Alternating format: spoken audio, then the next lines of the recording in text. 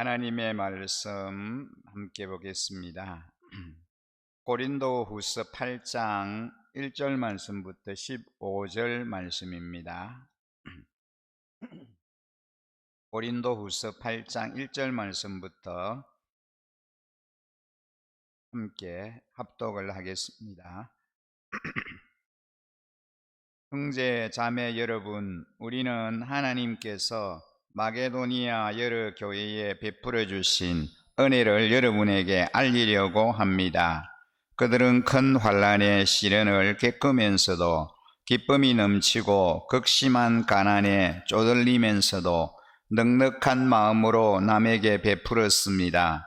내가 증언합니다. 그들은 힘이 닿는 대로 구제하였을 뿐만 아니라 오히려 힘에 지나도록 자원해서 하였습니다. 그들은 성도들을 구제하는 특권에 동참하게 해달라고 우리에게 간절히 청하였습니다.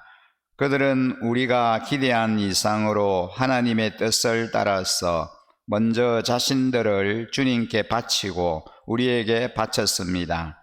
그래서 우리는 디도에게 청하기를 그가 이미 시작한 대로 이 은혜로운 일을 여러분 가운데서 완수하라고 하였습니다. 여러분은 모든 일에 있어서 뛰어납니다. 곧 믿음에서, 말솜씨에서, 지식에서, 열성에서, 우리와 여러분 사이의 사랑에서 그러합니다. 여러분은 이 은혜로운 활동에서도 뛰어나야 할 것입니다. 나는 이 말을 명령으로 하는 것이 아닙니다. 다른 사람들의 열성을 말함으로써 여러분의 사랑도 진실하다는 것을 확인하려고 하는 것뿐입니다. 여러분은 우리 주 예수 그리스도의 은혜를 알고 있습니다. 그리스도께서는 부요하나 여러분을 위해서 가난하게 되셨습니다. 그것은 그의 가난으로 여러분을 부요하게 하시려는 것입니다. 이 일에 한 가지 의견을 말씀드리겠습니다. 이 일은 여러분에게 유익합니다. 여러분은 지난해부터 이미 이 일을 실행하기 시작했을 뿐 아니라 그렇게 하기를 원하기도 했습니다. 그러므로 이제는 그 일을 완성하십시오. 여러분이 자원에서 시작할 때에 보여준 그 열성에 어울리게 여러분이 가지고 있는 것으로 그 일을 마무리 지어야 합니다. 기쁜 마음으로 각자의 형편에 맞게 바치면 하나님께서는 그것을 기쁘게 받으실 것입니다. 하나님께서는 없는 것까지 바치는 것을 바라지 않으십니다. 나는 다른 사람들을 편안하게 하고 그 대신에 여러분을 괴롭게 하려는 것이 아니라 평형을 이루려고 하는 것입니다. 지금 여러분의 넉넉한 살림이 그들의 궁핍을 채워주면 그들의 살림이 넉넉해질 때에 그들이 여러분의 궁핍을 채워줄 수도 있을 것입니다. 이렇게 하여 평형이 이루어지는 것입니다. 이것은 성경에 기록하기를 많이 거둔 사람도 남지 아니하고 적게 거둔 사람도 모자라지 아니하였다 한 것과 같습니다. 아멘.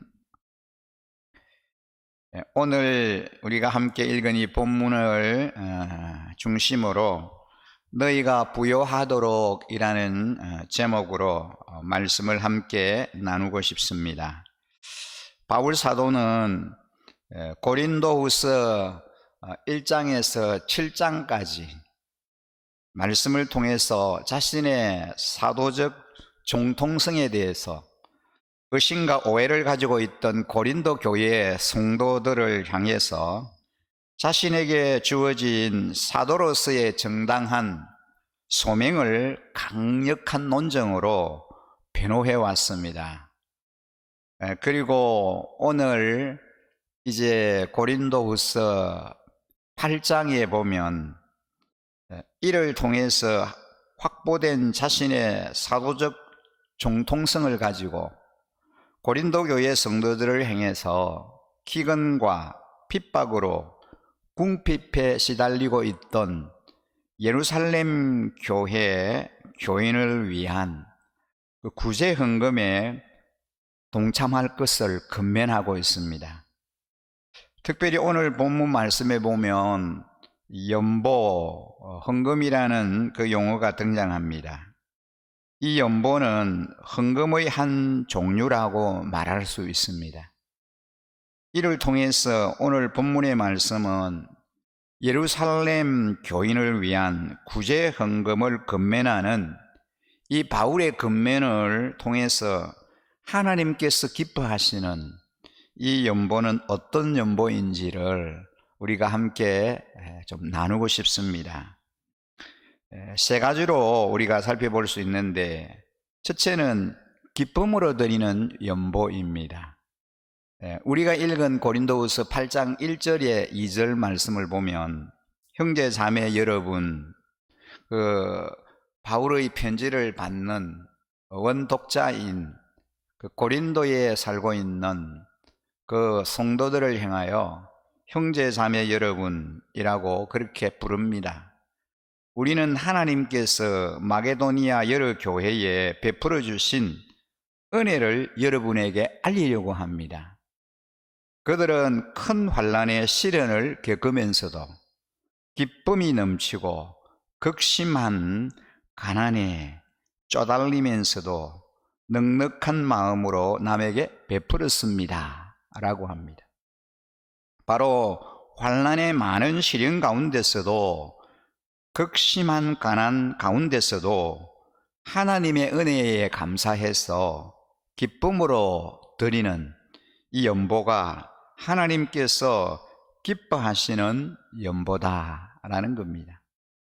로마의 속주였던 이 마게도니아 지방의 교회와 성도들, 바로 빌립보 교회, 데살로니가 교회, 그리고 베레아 교회 성도들은 당시의 로마 제국의 극심한 종교적인 박해, 경제적인 착취로 인해서 정신적으로 육체적으로 궁핍한 삶을 살아가고 있었습니다. 그런데 그럼에도 불구하고 이들은 예루살렘에 있는 그 성도들을 위한 구제 헌금에 넘치도록 기쁨으로 헌신했다라는 겁니다. 이들의 환난의 많은 시련 가운데서도, 극심한 가난 속에서도 오히려 기쁨과 감사함으로 다른 성도를 돕는 이 구제 헌금에 열심을 내었던 것은 나보다 못한 사람들을 돕는다라고 하는 교만한 우월의식이나 또는 어려움을 위한 단순한 동정이 아니라 이것을 구원의 감격으로 인한 영적인 부요함 때문이었습니다. 그래서 바울이 9절에 이렇게 말씀하고 있습니다. 여러분은 우리 주 예수 그리스도의 은혜를 알고 있습니다. 그리스도께서는 부요하나 여러분을 위해서 가난하게 되셨습니다. 그것은 그의 가난으로 여러분을 부요하게 하시려는 것입니다 라고 말씀합니다. 바로 부요하신 예수님께서 죄인된 우리를 위해서 친히 스스로 가난해지심으로 이를 통해서 우리를 부요하게 하신 그 은혜, 바로 구원의 감격으로 말미암는 영적인 부요함 때문에 이들은 육체의 시련과 가난한 환경 속에서도 오히려 역설적이게도 다른 이들을 위해서 기쁨으로, 감사함으로 연보를 할 수 있었던 것입니다. 힘든 상황 속에서도 기쁨으로 남을 섬기는 이러한 연보는 바울과 바나바가 함께 섬겼던 안디옥 교회에서부터 시작이 됐습니다. 당시의 안디옥 교회도 세계적인 기근으로 인해서 자신들도 어려운 상황 속에 있었지만 그럼에도 불구하고 궁핍 가운데 있었던 예루살렘 교회를 향해서 구제 헌금을 했던 것입니다.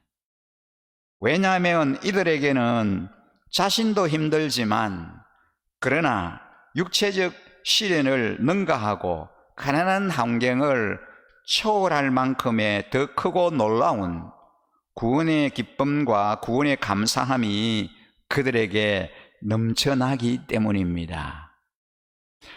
자신들이 처하여 있는 형편과 상황도 넉넉하지 않았지만, 그 어려운 가운데 있었지만, 그럼에도 불구하고 더 어려움을 당한 예루살렘 교회 성도들을 향하여 구제하고 구제헌금에 참여할 수 있었던 것은 구원의 감격과 구원의 기쁨이 그들의 내면에 있었기 때문입니다. 그래서 자신들보다도 더 어려움 가운데 있는 이 형제들을 돌아보고 그 지체들을 향한 그 도움의 손길을 그들이 기쁨으로 내밀 수 있었다라는 사실입니다. 우리가 두 번째로 생각할 것은 하나님께서 기뻐하시는 연보는 자원하여 드리는 연보다라는 겁니다. 고린도후서 8장 3절에 보면 내가 증언합니다. 그들은 힘이 닿는 대로 구제하였을 뿐만 아니라 오히려 힘에 지나도록 자원해서 하였습니다 라고 말씀합니다. 바로 해야만 하는 의무감 때문에 억지로 하는 그런 연보가 아니라 자발적인 헌신의 마음으로 자원하여 드리는 연보가 하나님께서 연락하시는 연보다라는 것입니다. 특별히 여기에서 힘에 지나도록 자원했다라고 하는 것은 충동적으로 무엇을 결단하고 감정적으로 적극적으로 작정해서 자신의 힘으로는 감당할 수 없을 만큼 과도하게 자원했다라는 것이 아니라, 여기서 힘에 지나도록 자원했다라고 하는 것은 자신의 것을 희생하면서까지 헌신적으로 자원했다, 그런 의미입니다.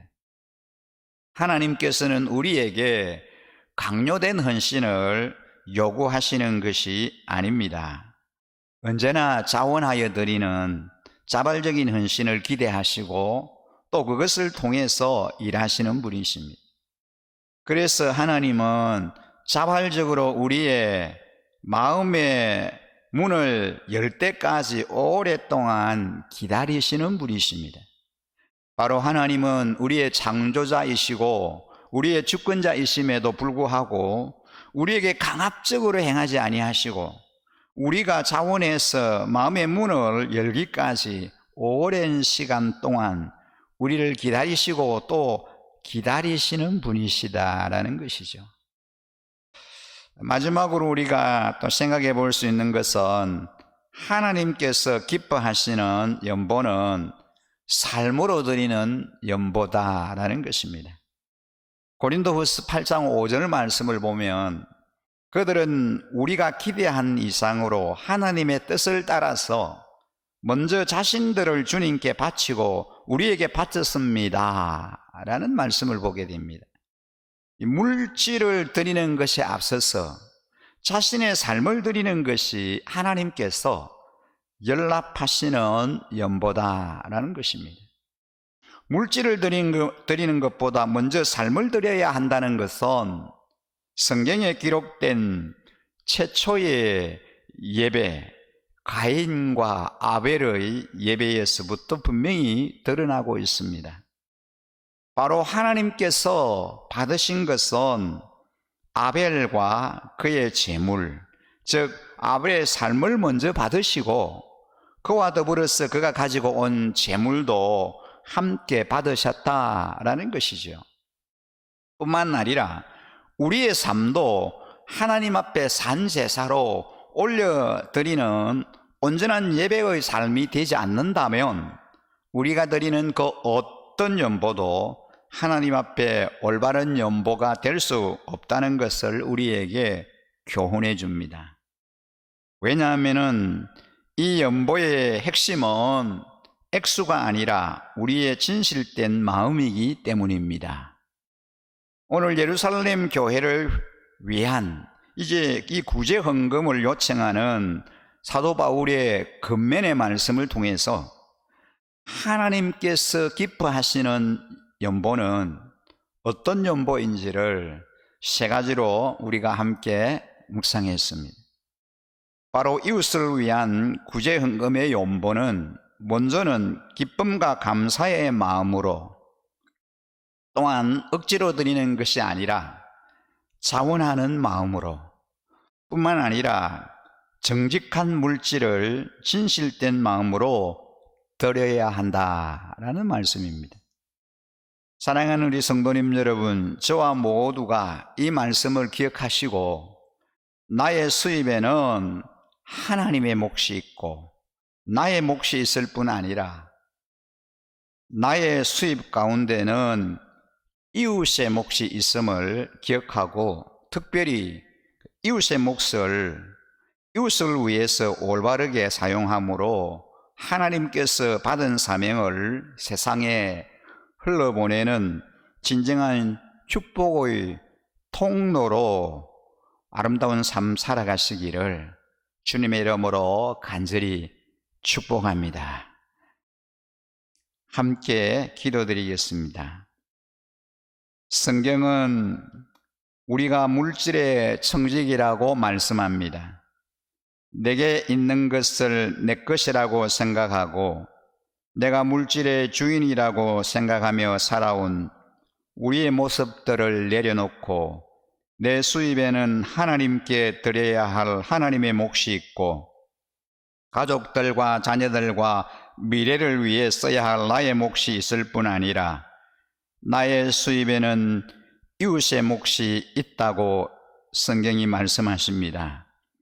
우리가 내게 주어진 것을 올바르게 사용함으로 물질의 청지기의 삶을 살아가게 하시고 우리 교회가 또 이 일에 귀하게 쓰임받는 아름다운 공동체가 되도록 인도하여 주시옵소서. 이 세상 살아가는 동안에 우리에게 필요한 재정의 복을 넉넉히 부어주시기를 원합니다. 선으로 하는 모든 일들 위에 복의 복을 더하여 주시옵소서. 그래서 부족함이 없도록 우리 하나님께서 저희들에게 채워주시기를 원합니다. 주님이 주신 귀한 것들을 주님의 영광을 위하여 귀하게 사용할 줄 알게 하시고, 또 하나님께서 말씀하시는 그 말씀에 입각한 재정 원칙을 따라 살아드리는 저희들의 삶이 되게 하여 주시옵소서. 주님을 기쁘시게 해드리며 선한 일에, 생명을 살리는 일에, 다음 세대를 주의 말씀으로 아름답게 양육하는 일에 하나님이 주신 귀한 재물들을 사용하는 청지기가 되게 하시고 또 우리 일신교회가 되게 하여 주시옵소서. 아버지 하나님, 우리의 남은 날들을 우리 하나님께서 온전히 주관하셔서 지난 날보다도 우리의 남은 날들이 더 아름답게 하시고 주의 말씀에 온전히 순종하는 자의 삶 살아드리는 저희들이 다 되게 해주시기를 간절히 소원하오며, 이번 한 주간도 주님과 동행하는 삶, 주의 말씀에 온전히 순종하는 삶 살아갈 수 있도록 역사하여 주시옵소서. 그렇게 하실 우리 하나님을 온전히 찬양하며 우리를 구원하신 우리 구주 예수 그리스도의 이름으로 기도드립니다. 아멘.